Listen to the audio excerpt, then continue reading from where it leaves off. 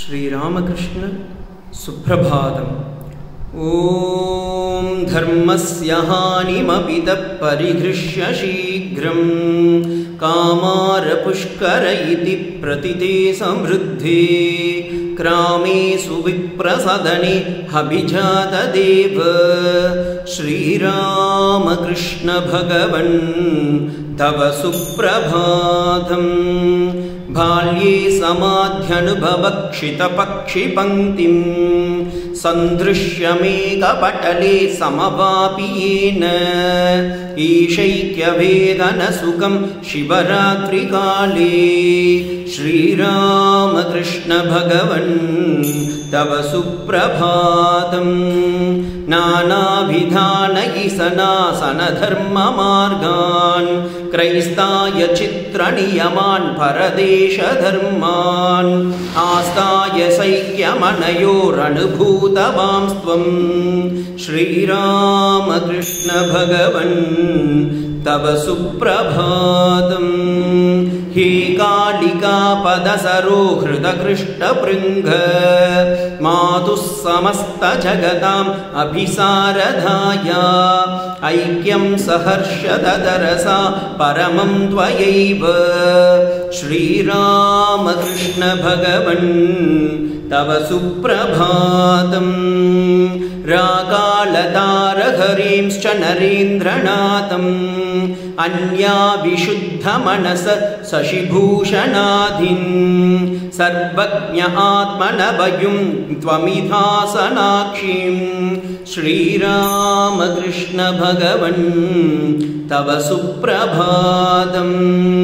नित्यं समाधि च सुखं निजबोधरूपम् आस्वादयन् तव पदे शरणागतांश्च आनन्दयन् प्रशमयन् उपदेष्टसे त्वं श्रीरामकृष्ण भगवन् तव सुप्रभातम्।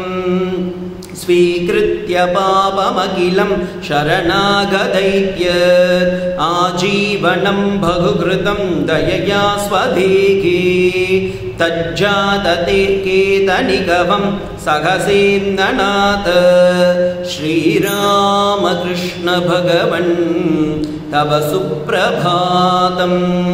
प्रातः प्रणामकरणं तव पादपद्मे संसारदुःखहरणं सुलभं करोति मद्वेति भक्तिपरिता प्रतिपालयन्ति श्रीरामकृष्ण भगवन् तव सुप्रभातम्।